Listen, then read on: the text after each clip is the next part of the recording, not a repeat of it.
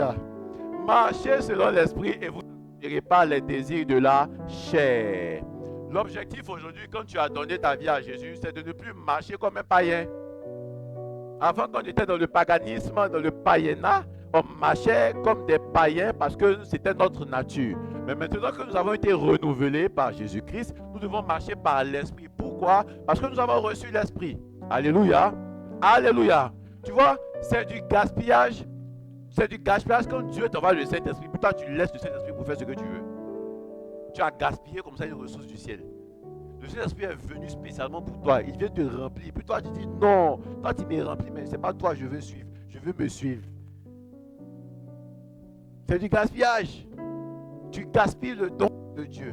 Tu gaspilles la faculté, la capacité spirituelle surnaturelle que Dieu t'a donnée. Un chrétien qui ne marche pas par l'esprit, c'est un chrétien qui ne diffère en rien d'un païen. Parce que quand tu ne marches pas par l'esprit, il y a deux cas. Soit tu marches par ta chair, soit tu marches par ton âme, par les émotions. Et les deux, là, la chair et l'âme ne vont pas t'envoyer quelque part. Je vous ai dit la dernière fois, quand ta chair veut t'envoyer à gauche, ça veut dire que l'esprit t'envoie à droite. Parce que la Bible dit que la chair et l'esprit ont des désirs qui sont opposés entre eux. N'est-ce pas? Car la chair a des désirs contraires à ceux de l'esprit et l'esprit en a de contraires à ceux de la chair. Donc les deux vont toujours dans des directions qui sont diamétralement opposées. Alléluia.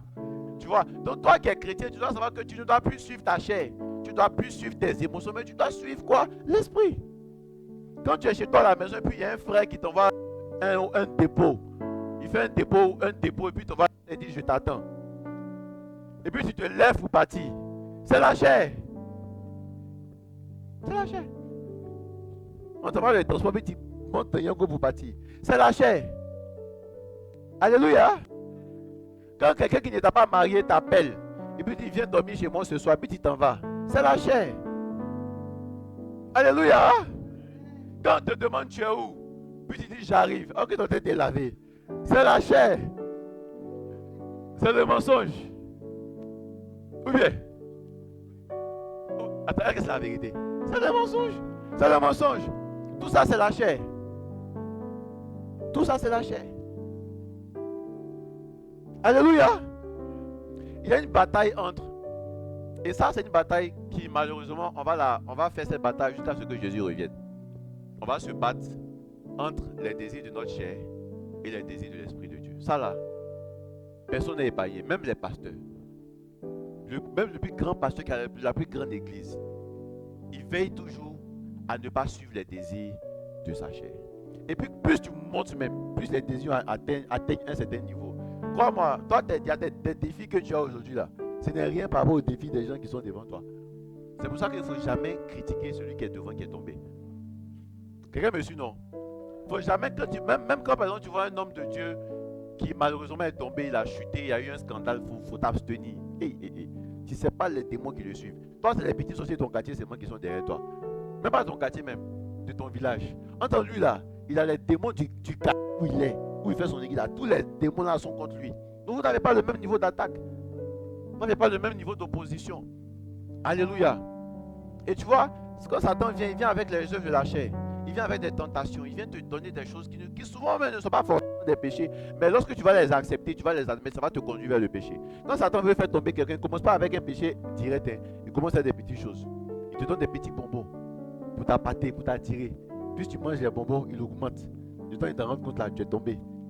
Tu vois, quand par exemple tu vois un chrétien qui tombe dans l'impudicité, un chrétien qui s'est gardé pur pendant des années, puis tout un jour, tu apprends que la soeur est tombée enceinte. Je vais vous expliquer quelque chose. Hein. Ça va pas commencer comme si le premier jour, comme ça, elle s'est levée et puis non. Il y a un frère qui a commencé à causer avec elle. Un peu. Elle restait tard à 22h, 23h. Le pasteur dit, regarde, prier, il dit non, moi je ne prie pas, je cause avec Gasparien. Elle cause avec Gasparien. Et puis un jour, elle s'en va voir Gasparien. Et le premier jour, ça se passe en même temps, elle tombe enceinte. Vous savez ça, non? Si tu es chrétien, tu es chrétienne, les femmes, les soeurs, tu es chrétienne, tu n'es pas encore marié. Si tu t'amuses, le jour où tu es tombé là, c'est 4 heures maintenant. Non, c'est vrai. Le témoignage, hein. Tout. Bon, malheureusement, il y en a. Sinon, mes filles qui sont tombées dans ça là, c'est un jour. C'est un jour. Elle n'a pas veillé. Elle était endormie, puis Satan en même temps, pia! Et puis c'est gâté. Alléluia. Voilà pourquoi tu dois veiller sur toi-même.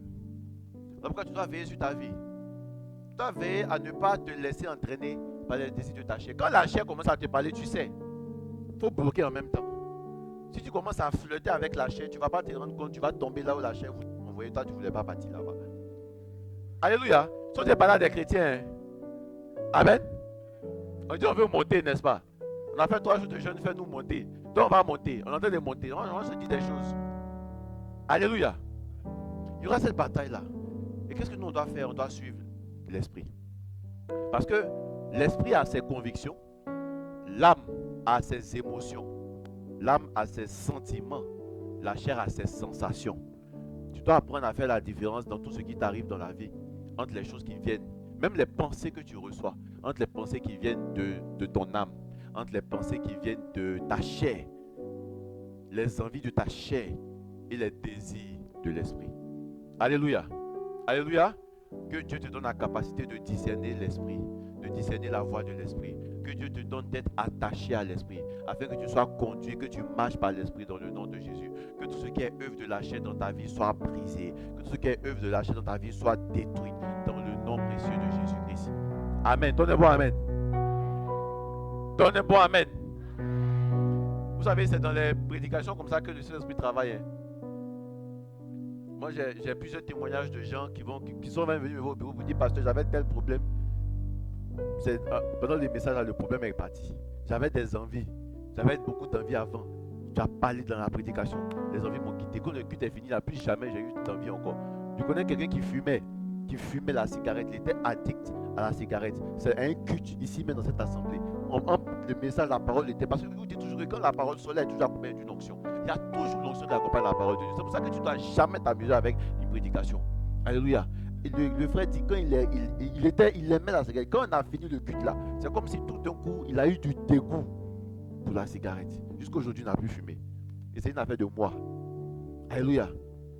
Donc, je te dis ça pour que tu saches que si tu avais encore certains désirs de la chair, si tu avais encore certains désirs, tu vois, tu étais encore faible, tu étais encore fragile, ta chair parlait trop, ta chair te fatiguait.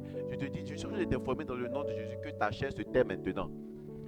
On la crucifie maintenant dans le nom de Jésus. Alléluia. Alléluia. Alors, on avait parlé du témoin intérieur. Le témoin intérieur, on a dit que c'était le premier moyen, le moyen le plus utilisé par Dieu pour nous parler. Le témoin intérieur, c'est quoi? Pourquoi d'abord le témoin intérieur? Parce que le Saint-Esprit habite en nous. La Bible nous dit que nos corps sont le temple du Saint-Esprit. Donc, le Saint-Esprit qui habite en vous, donc le Saint-Esprit habite en nous. Il est à l'intérieur de nous-mêmes. Tu vois, et parce qu'il est à l'intérieur de nous-mêmes, quand il va te parler de l'intérieur de toi. Il va te parler de l'intérieur de toi-même. Alléluia. Vous voyez, le pasteur Mohamed en a parlé, l'apôtre Mohamed en a parlé même c'est quand vendredi, quand il a fait un live vendredi. C'est vendredi. Cette semaine en tout cas. Cette semaine il a parlé de ça. Il a dit que avant dans l'Ancien Testament, quand le Saint-Esprit saisissait les prophètes, il venait les saisir. Il les saisissait puis il prophétisait. Mais aujourd'hui, parce que le Saint-Esprit est en nous, c'est de nous qu'il prophétise. Donc il nous remplit et prophétise. Et je vous ai dit ici une fois que avant, pourquoi dans l'Ancien Testament tu as beaucoup plus de témoignages de personnes qui entendaient la voix clairement de Dieu? Parce que le Saint-Esprit n'habitait pas en eux. Tu vois, donc quand il est hors de toi, pour te parler, tu vas entendre forcément hors de toi. Mais quand il est en toi, c'est pour ça qu'aujourd'hui, nous, dans la Nouvelle Alliance, on ne doit pas chercher les expériences d'entendre mon fils, Gaspard. Non. Tu ne dois pas chercher ça parce qu'il est en toi. Avant, il était en dehors. Donc, il fallait qu'il parle au travers des oreilles. Mais maintenant, il est en nous. Donc, il parle à l'intérieur, de l'intérieur de toi-même. Alléluia. Est-ce que tu comprends ce que je suis en train de te dire? Je suis en train de te dire que quand Dieu veut te parler, il ne va pas te parler par des choses qui viennent de dehors. Il va te parler par des choses qui sont en toi-même. Ça vient de tes entrailles. Ça sort de tes entrailles. Alléluia. Et c'est ça le témoin intérieur. Le témoin intérieur, il vient avec des convictions que le Seigneur te donne, des convictions que le Saint-Esprit met en toi. Et une conviction, c'est quelque chose que tu reçois de manière, en fait, c'est surnaturel en vérité. Tu reçois ça et puis tu crois, tu sais, et puis c'est tout. Si on te demande d'expliquer, tu ne peux pas expliquer. Tu dis, je sais, je suis convaincu. Comment tu es convaincu, frère? Je ne sais pas, c'est que je suis convaincu. La Bible dit que ce qui n'est pas fruit de conviction est péché. Pourquoi? Pourquoi selon vous que ce verset-là? Pourquoi la Bible nous dit que ce qui n'est pas fruit de conviction est péché? Parce que justement la conviction nous vient de Dieu. Quand tu es renouvelé, quand tu es né en Jésus bien sûr, quand tu as donné ta vie à Jésus, que tu as reçu la vie de Christ, nos convictions nous viennent du Seigneur. Tu vois? Donc quand tu fais quelque chose que tu ne le fais pas par conviction, ça veut dire que tu n'as pas suivi le témoin intérieur. Tu as suivi une autre voie. Tu ne dois jamais te marier sans conviction. Même si le pasteur vient te dire, je pense que c'est ta femme, si tu la maries sans conviction, tu auras des problèmes. Il ne faut jamais t'engager dans une affaire sans conviction. Tu auras des problèmes. Tu vas perdre ton argent. N'investis jamais dans quelque chose sans conviction. Tu vas perdre ton argent. Ne fais rien sans conviction. Jamais. Un chrétien, il fonctionne avec tes convictions.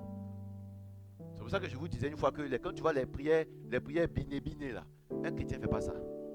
Non Seigneur, si c'est mon mari, il n'a qu'à m'appeler à 15h15. Un chrétien ne fait pas ça. Les prières de 15h15, un chrétien ne fait pas ça. Est-ce qu'on est ensemble? Si tu faisais les prières de 15h15, il faut arrêter ça. Les prières de Seigneur, si c'est pour moi, demain quand j'ai me réveillé, mon pied gauche n'a qu'à taper le tabouret. Un chrétien ne prie pas comme ça. Ça, ce sont des chrétiens, ce sont des prières d'incrédules. Quand tu es incrédule, tu ne crois en rien, tu n'as pas la foi, c'est là que tu pries comme ça. Moi aussi j'ai prié comme ça, mais c'est parce que je n'avais pas la foi. Donc si il te dit ça, il sait de quoi il parle. Quelqu'un me suit, non? Est-ce qu'on est ensemble? Un chrétien il prie avec conviction. Un chrétien il s'engage dans des choses avec conviction, par conviction. Et parce que tu t'engages par conviction que l'esprit est avec toi, ça marche. Ça fonctionne toujours. Alléluia. Alléluia. Donc c'était le témoin intérieur qui nous donne des convictions.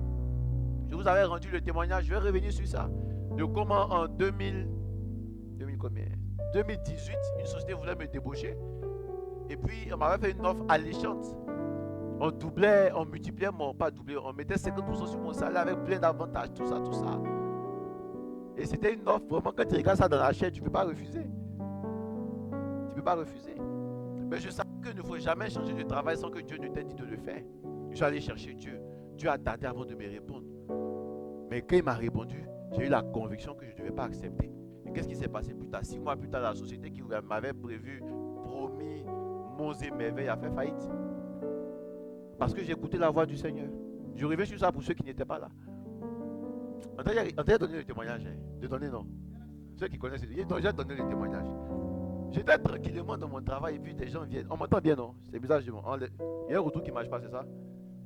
Ah, c'est pour ça que je ne m'entends pas bien. Ok. J'étais tranquillement dans mon travail et puis un partenaire avec lequel on travaille vient, il veut me proposer une offre d'emploi. Il veut me débaucher. Tu vois, c'est que quand tu te débauches, c'est toujours mieux. Hein? Voilà. On multipliait mon salaire par 50%. Ça veut dire quoi? Si je touchais 1 million, on allait me donner 1,5 million. Voiture de fonction, de service. Plein d'avantages, tout ça, que vraiment il me veut. Puis voilà, et puis on me promettait un poste de direction. J'aurais été le numéro 3 de la société. Après le président, le DG, c'est moi.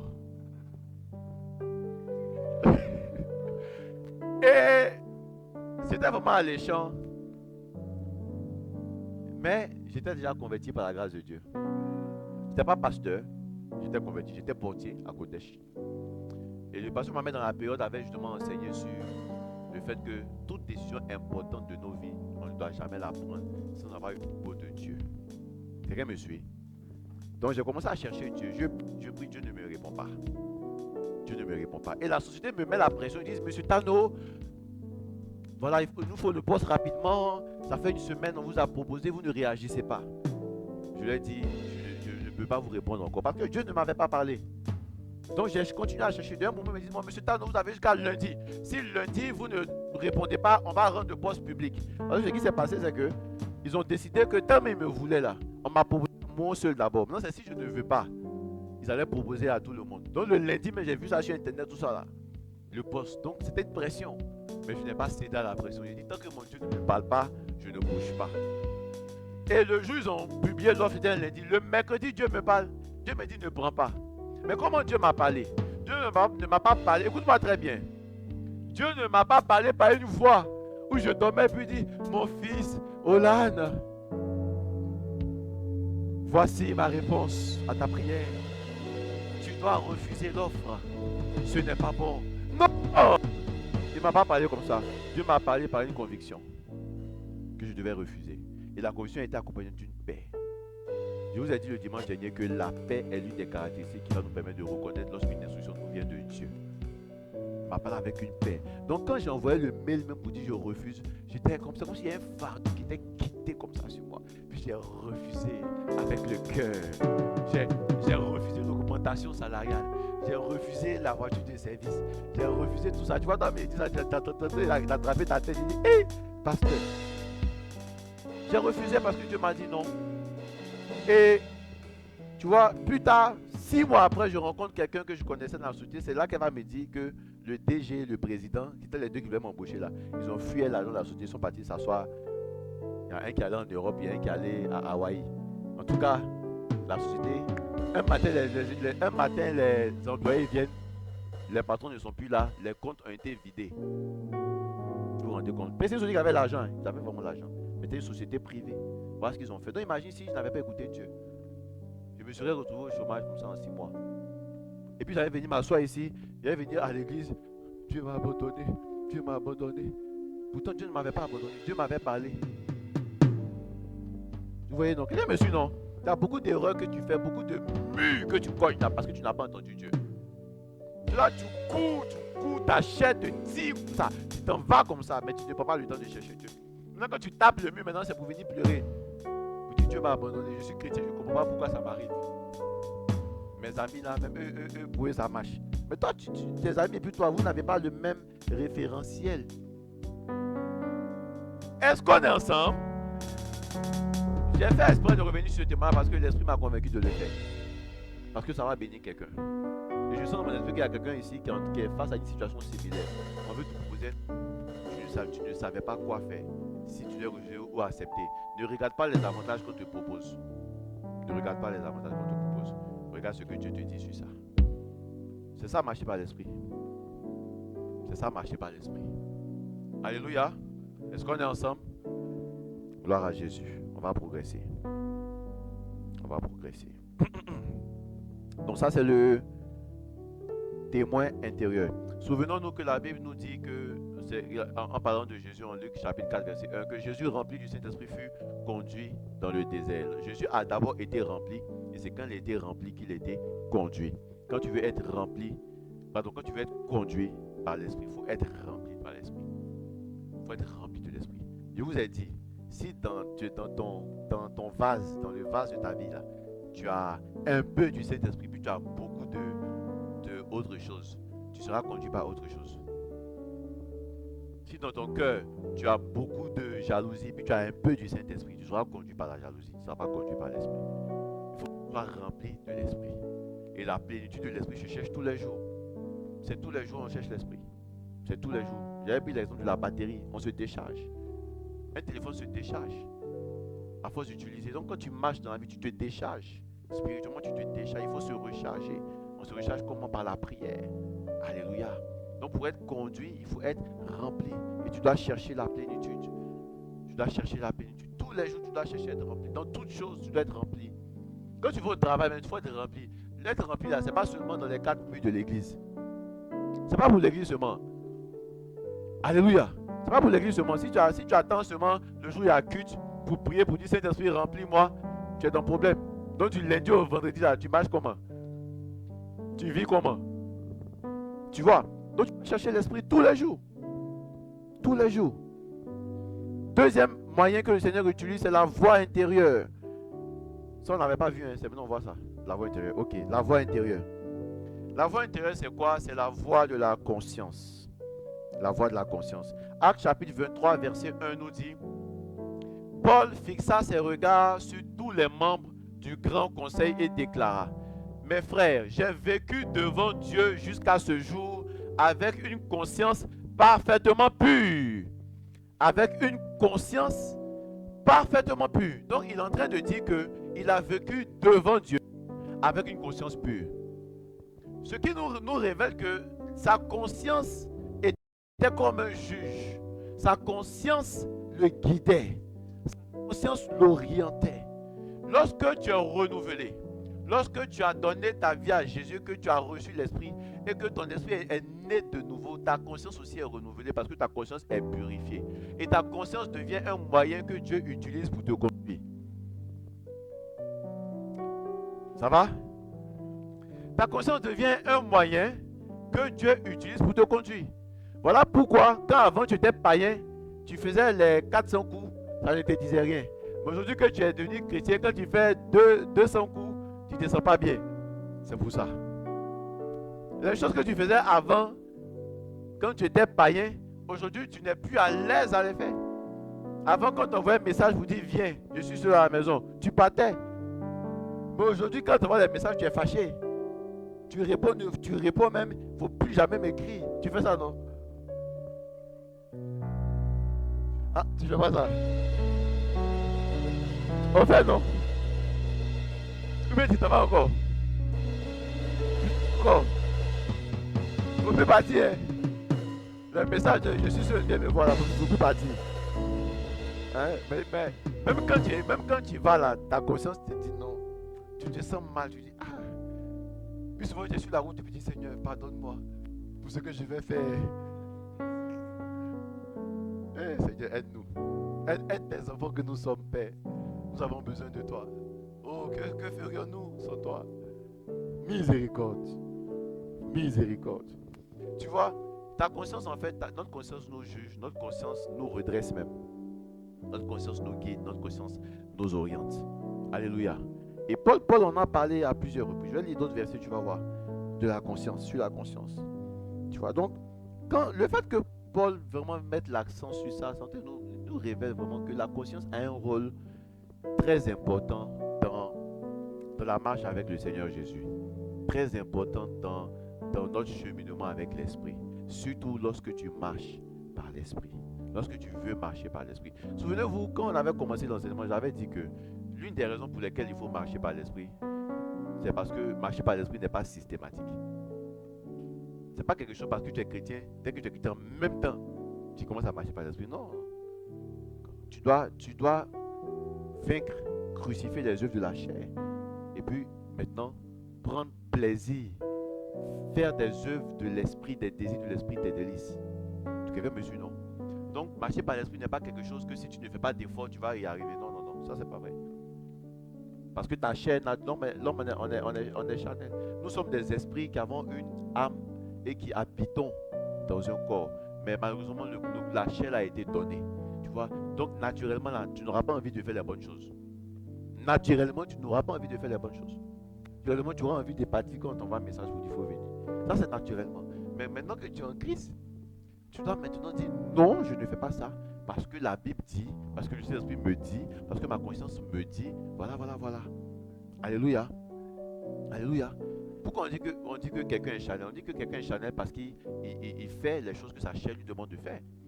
Quand tu vois quelqu'un dit non, lui il est trop émotionnel, mais cette femme elle est trop émotionnelle. Pourquoi? C'est parce que quand son émotion est fâchée, elle se fâche. Quand son émotion elle veut pleurer, en même temps elle pleure. Donc c'est que dès que tu fais en fonction de ton émotion, tu es émotionnel. Donc quand tu fais maintenant en fonction de l'esprit, tu es spirituel. Alléluia. Let's move.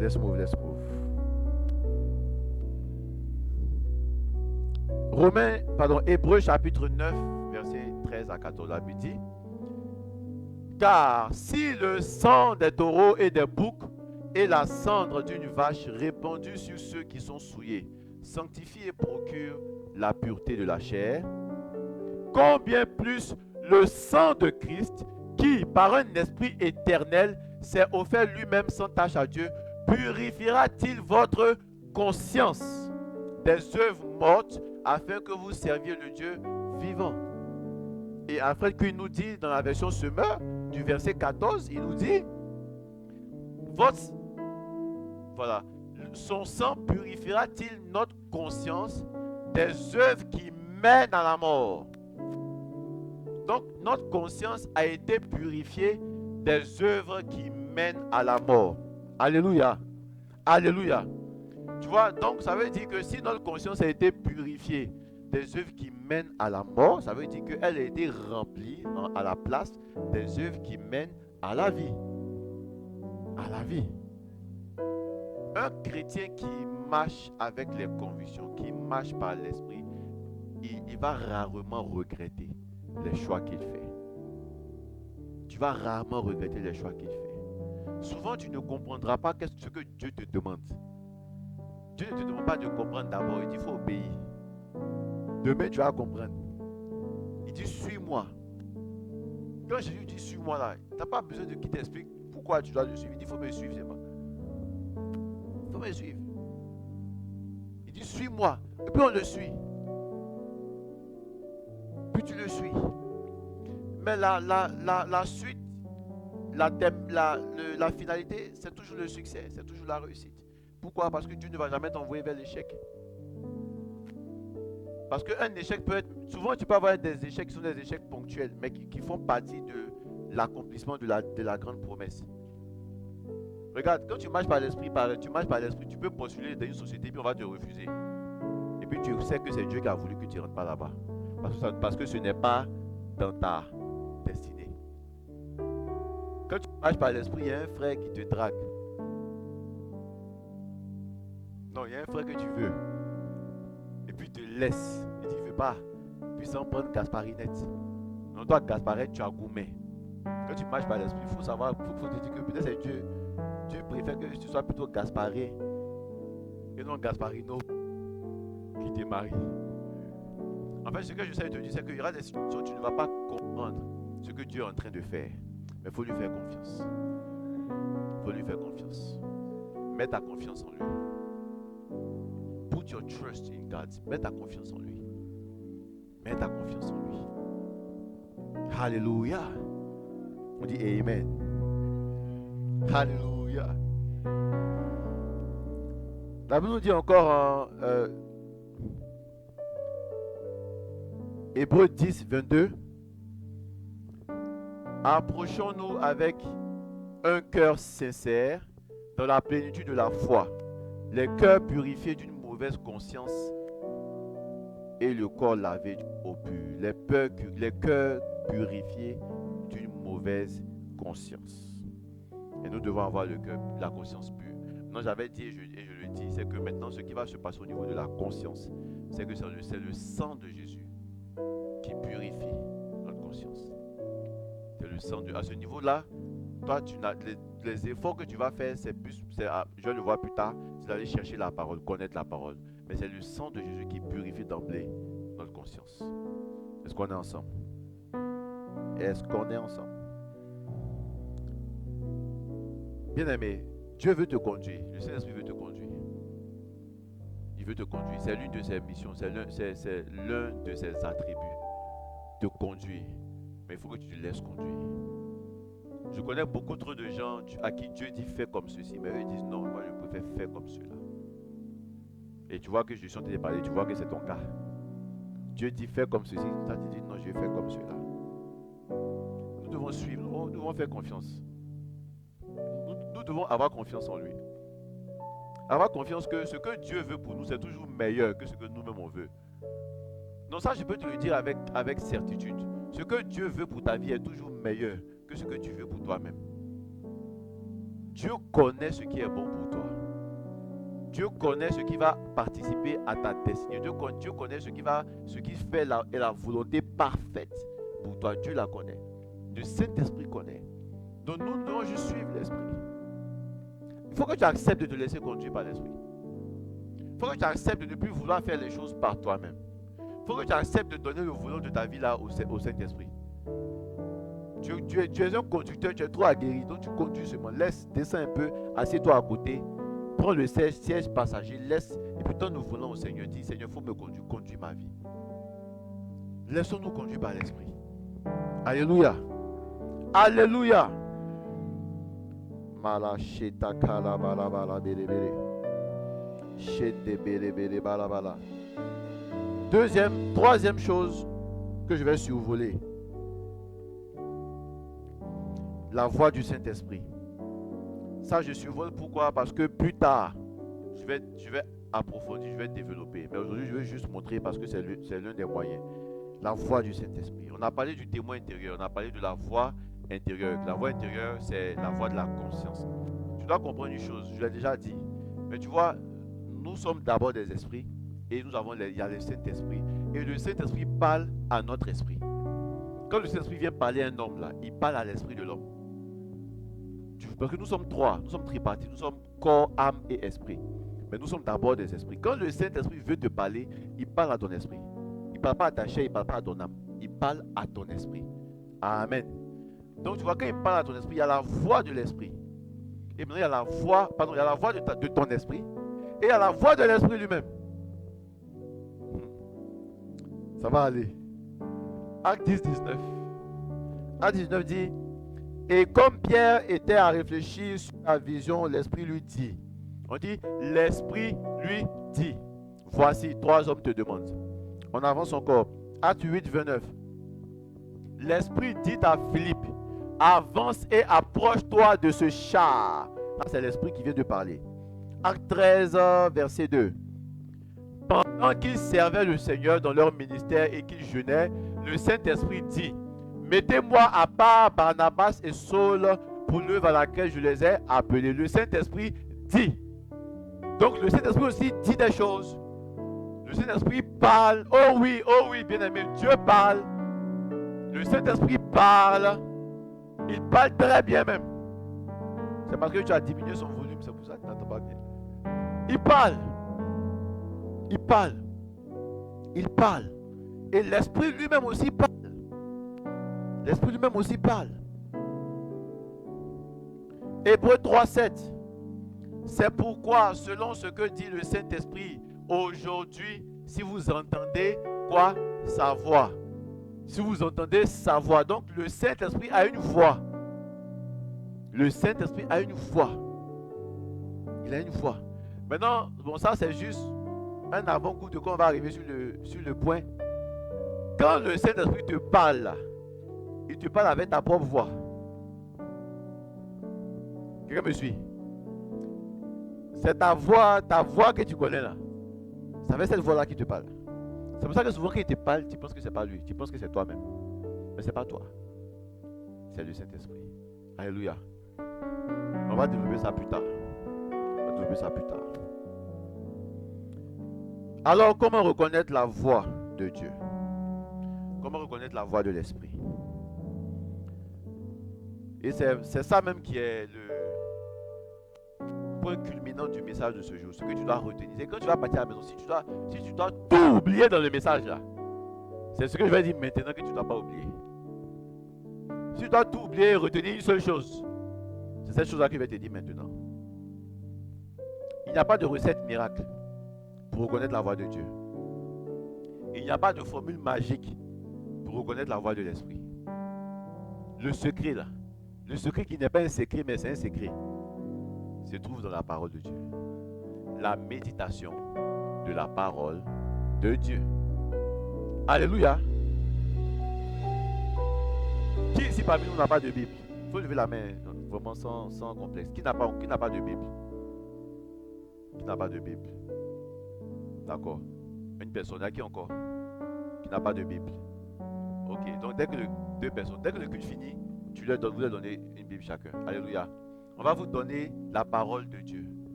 La parole écrite de Dieu. Alléluia. Qui en vérité est la parole parlée mais qui a été écrite. Amen. Amen. Voilà. Donc, le moyen là, le secret, mais qui n'est pas un secret parce que Dieu nous a déjà dit, la Bible même nous le dit, tous les pasteurs le disent, moi-même je l'ai dit ici plusieurs fois, c'est de méditer la parole. Ce qui va te permettre de discerner la voix de l'Esprit de Dieu, c'est ta connaissance de la parole de Dieu. Quand tu vois quelqu'un par exemple qui te dit, le Saint-Esprit m'a dit que le mari de cette femme, c'est mon mari, tu vois que ce n'est pas le Saint-Esprit qui lui a parlé. C'est un esprit des eaux qui lui a parlé. Mais parce qu'elle n'a pas, cette femme n'a pas la connaissance de la parole, elle a cru en cette parole. Elle n'a pas discerné. Si tu ne connais pas la Bible, tu ne sauras pas discerner. Tu vas recevoir des instructions, ça ressemble à quelque chose qui est bien. Mais Dieu n'est pas dedans. Dieu n'est pas dedans. Malheureusement, on veut des raccourcis. On veut des choses grandes. Alors que les choses qui sont simples là, on ne les veut pas. On oublie ou ce qu'on ne sait pas, c'est que ce sont des choses simples qui nous permettent d'avoir les choses grandes.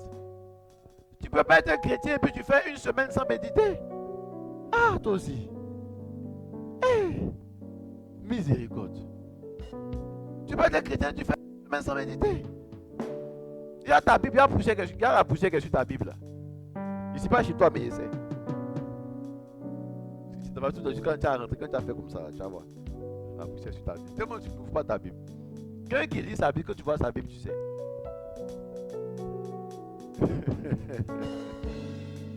Alléluia. Mais nous devons méditer. Josué 1,8 nous dit que ce livre de la loi ne soit point de ta bouche. Médite-le jour et nuit pour agir fidèlement selon ce qui y est écrit. Car c'est alors que tu auras du succès dans tes entreprises. C'est alors que tu réussiras. Le livre de la loi, la parole de Dieu, tu dois la connaître. Tu dois la connaître. Nous devons connaître la parole. C'est la parole qui va nous garder. La parole va te permettre de reconnaître quand Dieu parle, quand tu entends des voix là, parce que tu connais la parole, tu sauras quelle est la voix qui vient de Dieu. Parce que le Saint-Esprit ne fonctionne pas en dehors de la parole. L'Esprit de Dieu ne va jamais te dire quelque chose qui est contraire à la parole de Dieu. Parce que Dieu ne se contredit pas. Dieu n'est pas un homme pour mentir, ni un fils de l'homme pour se repentir. Donc la parole, elle est vraie. Donc quand tu veux reconnaître la voix de Dieu, il faut connaître la parole. Il faut connaître la parole, il faut méditer. Même si quand tu médites, tu ne comprends pas, médite. Le moment de la révélation va venir. Ce n'est pas toujours quand tu médites, là, tu vas comprendre tous les versets. Il y a des jours, il y a un verset là, c'est un an après, tu comprends les versets. Alléluia. Tu dois méditer, bien-aimé. Un chrétien qui ne lit pas la Bible, il va échouer. Un chrétien qui ne médite pas va échouer, il court vers l'échec. Tu cours vers l'échec. Parce que le manuel de vie, là, c'est ça. Même comment réussir ton mariage, là, c'est ici. Comment réussir dans les affaires, c'est ici. Comment réussir dans quoi encore? Dans le commerce, bon, c'est à faire. C'est ici. Même si tu veux vendre à locaux, le secret est ici. Tu veux vendre pagne, le secret de vendre des pagnes, là, c'est ici. La Bible est le manuel de l'homme. Le manuel de l'homme. La même manière quand tu achètes un appareil, il y a le manuel d'utilisation. C'est dessus que tu vois comment on allume, comment on éteint. C'est comme ça que la Bible, c'est le manuel d'utilisation de l'homme. C'est le manuel de vie de l'homme. Vous pensez que pourquoi, je vais vous poser la question, pourquoi quand tu veux méditer, c'est là que tu as sommeil? Selon toi, pourquoi c'est comme ça? Quelle est cette chose? Dès qu'on veut la faire, on a sommeil. Souvent même tu n'as pas insomnie, tu as insomnie, tu n'arrives pas à dormir. Si tu as pris ta Bible, tu n'as même pas fait 3 pages. Sentez des reflets en même temps. Mais attendez, mais qu'est-ce qu'il y a dedans qui est si précieux que Satan fait tout pour ne pas que tu découvres? Tu vois, non? De toute façon, quand tu veux méditer, tu veux lire, tu as sommeil là. C'est comme ça que ça doit te motiver même à lire. Ça doit te motiver à lire parce que Satan ne veut pas que tu connaisses ce qui est dedans. La Bible dit, vous connaîtrez la vérité et la vérité vous rendra libre. La vérité vous affranchira. La vérité là, c'est où? C'est ici. La vérité est ici. Tu dois méditer, bien-aimé. Le premier moyen que Dieu a pour nous parler, c'est la parole écrite. Avant que Dieu te donne des visions, avant que tu vas voir un ange venir écrire sur le mur de ta chambre, mon fils, avant de voir tout ça là, il faut connaître ce qui est là d'abord. Si tu ne connais pas ce qui est là, c'est les écritures sur les murs, tu veux voir. Tu veux des visions. Tu veux voir les anges. Seigneur, qu'un ange m'apparaisse. Seigneur, je veux voir un ange. Puis tu veux voir les anges. Souvent quand on demande des prières, puis le pasteur dit, non, je dis, il y a un ange qui est à côté de toi, un ange, on commence à l'esprit en mouvement, quand tu rentres chez toi, tu dis, Seigneur, je veux voir comme je veux faire comme le pasteur. Bon. Dis à ton voisin la Bible d'abord. Il n'a pas bien entendu. Non, André n'est pas sûr. Il faut le convaincre encore. La Bible d'abord. C'est la parole de Dieu. Écoutez-moi, la méditation de la Bible est très spirituelle. Méditez-la, c'est spirituel. Quand tu es en train de méditer la parole, il faut savoir que l'Esprit de Dieu est en train de parler à ton esprit. Il est en train de te nourrir, de nourrir ton esprit. Il est en train de nourrir ton esprit. La Bible nous dit que l'homme ne vivra pas seulement de pain, mais de toute parole qui sort de la bouche de Dieu. La bouche de Dieu, là, la parole, là, voilà ça. Voilà ça, et ça a été écrit ici, pour que nous la connaissions. Osée nous dit que le peuple est détruit parce qu'il lui manque la connaissance. Nous sommes détruits parce que nous n'avons pas la connaissance. Ça veut dire quoi? Ça veut dire que nous échouons parce que nous n'avons pas la connaissance. Mais la connaissance est là. C'est juste qu'on ne va pas la chercher. On ne prend pas le temps qu'il faut pour la chercher. C'est pas normal que tu puisses regarder une série. Tu regardes une série de 22h à 3h du matin. Et tu ne peux pas méditer ta Bible pendant 30 minutes. Excuse-moi, hein, mais ce n'est pas normal. Toi-même, tu sais que ce n'est pas normal, non? C'est pas normal. Une série qui ne t'apporte rien. Bien au contraire même, qui te donne souvent des démons. Lui, il a dit ça ici. Il y a des films, quand tu regardes là, tu prends des esprits. Je n'ai pas dit ça ici. Papa, je ne parle pas aujourd'hui.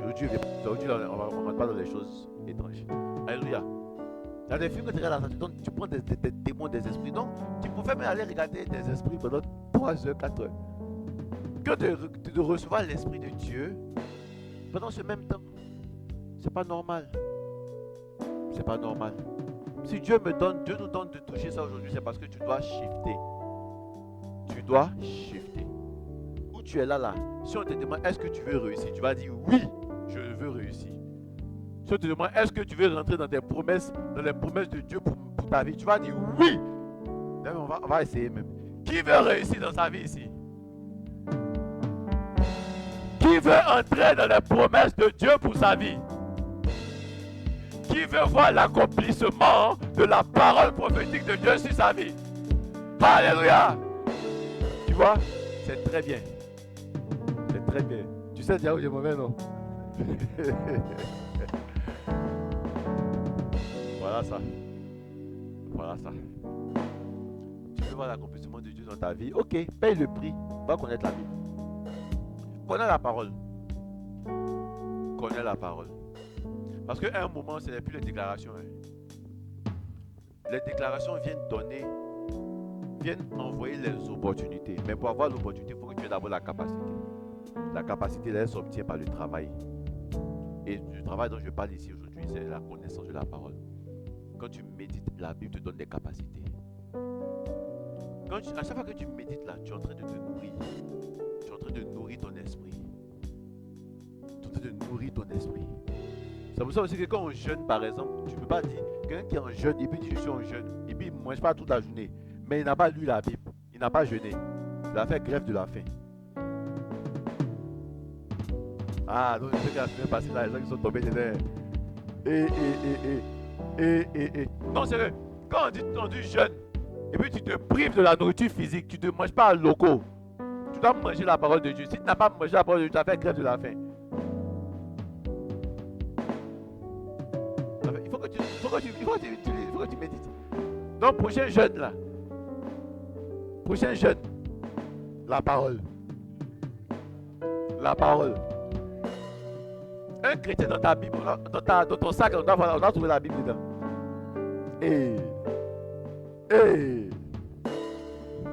Non, c'est vrai. Les gens te disent non, j'ai la Bible dans mon portable. Pasteur, j'ai une Bible électronique. C'est bien. Non, c'est bien. Moi-même, souvent, j'utilise. Voilà. Mais, tu dois avoir ta Bible papier. Tu sais pourquoi la Bible électronique est limitée? Je vais te donner plusieurs raisons. Première raison, c'est que c'est un logiciel. Et ce sont des hommes qui sont derrière, qui mettent les informations. On peut pirater. Ne soyez pas surpris si un jour on se lève et puis on tombe, on prend une Bible électronique et puis on voit dans la Bible, ils ont écrit que l'homme quittera son père, sa mère et s'attachera à 2 femmes. Il ne faut pas être étonné. Hein? On peut pirater et puis ils vont mettre des textes bizarres dedans. Ça, c'est la première raison. Deuxième raison, quand ton téléphone est déchargé, tu ne peux plus méditer. Donc si toi tu ne comptes que sur ton portable pour méditer, alors que toi-même ton portable a la batterie, là, tu sais que c'est pas bonne batterie. Quand c'est déchargé là, tu médites comment? Deuxième raison. Troisième raison, quand tu médites sur ton téléphone, dès qu'une notification vient, ça te distrait. Tu ne peux pas méditer puis en même temps, tu vois, il y a des gens qui méditent et puis en même temps ils jonglent entre les conversations. Jean 3,16, car Dieu attend d'aimer le monde. Ding, ding. Il va cliquer, il regarde. Hey, il y a dîner le soir. Bon, attends. Bon, je confirme. Il revient sur la Bible et puis continue. Le monde a donné son fils unique afin que, ding, ding, il repart. Ah!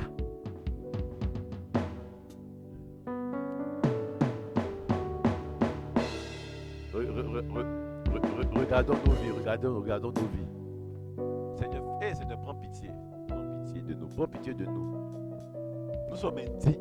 Prends pitié de nous. Tu vois, voici ça c'est juste 3 que je te donner. 3 inconvénients, défauts des Bibles numériques. Donc si tu n'as que ça, que tu veux, que si tu insistes, parce que toi tu dis que c'est l'écran là qui te plaît. Quand tu veux méditer, tu coupes l'internet. Tu mets mode avion, puis tu coupes le wifi. Là, il n'y a pas appel, il n'y a pas WhatsApp, il n'y a rien. Et puis tu es sur ton téléphone, tu médites. Amen. Mais il faut que tu connaisses la parole. Un chrétien doit méditer la parole. Alléluia.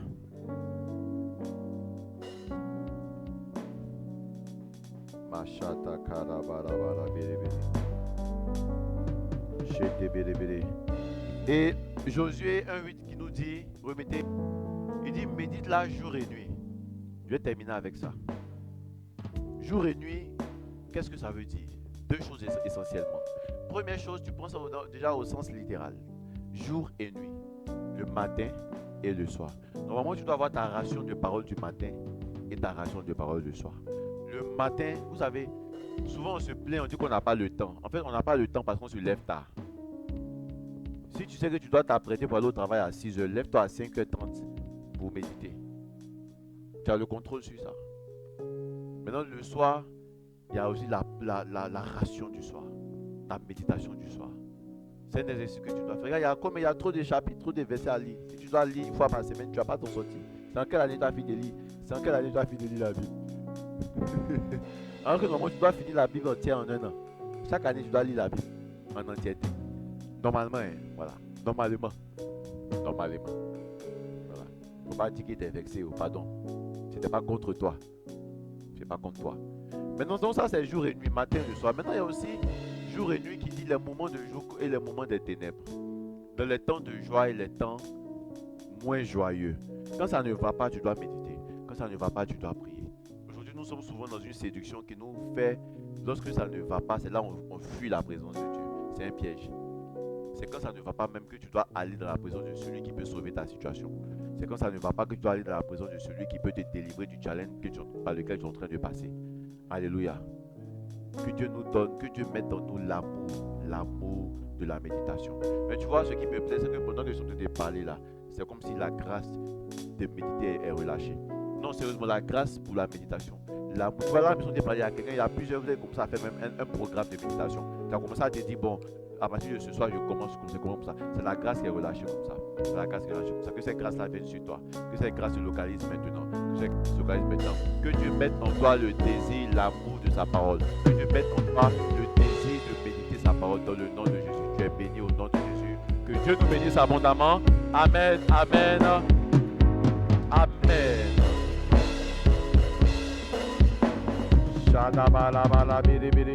Alors tu vas